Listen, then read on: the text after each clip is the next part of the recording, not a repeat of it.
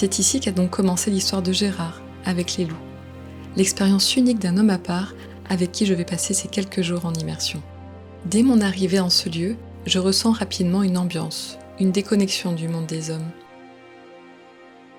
Je suis un ancien agent du Parc national du Mercantour, actuellement à la retraite, et j'ai travaillé sur le sujet du loup pendant un bon paquet d'années.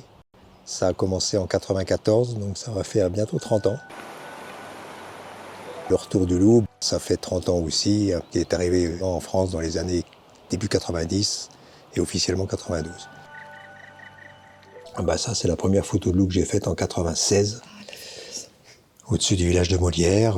Voilà, il y a 5 loups qui passent, il y en avait un 6e qui était là à gauche qu'on voit pas. Et j'étais content d'avoir réussi à faire ça. Ils étaient à moins de 100 mètres de moi. Il y a eu tout un volet aussi où je me suis intéressé à la protection des troupeaux de moutons.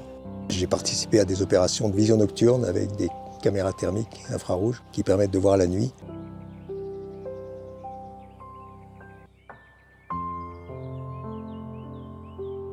Dès qu'il s'arrête, je l'observe.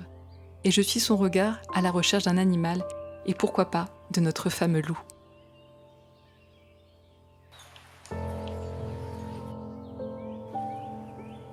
Soudain, Gérard s'arrête. Nous y sommes. Un premier indice nous informe que nous sommes dans le royaume des loups. Et voilà, c'est ça. Elle est un peu claire, souvent c'est un peu plus foncé. Il y a peut-être des petits bouts d'os, ouais, on voit un peu. Ça contient les poils de la proie aussi, mais là il n'y en a pas trop. Voilà, c'est ce genre de crottes qu'on ramasse pour faire des analyses sur la génétique, pour distinguer les individus. Je dis, ben non, c'est pas un renard, c'est une tête de loup. Mon Dieu. Et à un moment donné, il y en a un qui m'a vraiment regardé, quoi. Et ça, c'est un regard que j'oublierai jamais.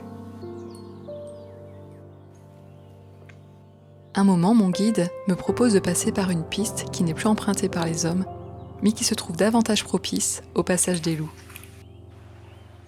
C'est ça qui nous manque, respecter tout ce qui nous entoure, plutôt que de vouloir toujours en profiter, exploiter, considérer que c'est à nous, de vouloir intervenir toujours sur tout ça. Se retirer, laisser les choses se faire, les respecter, c'est ça qui nous manque, et c'est peut-être ça qui nous sauvera.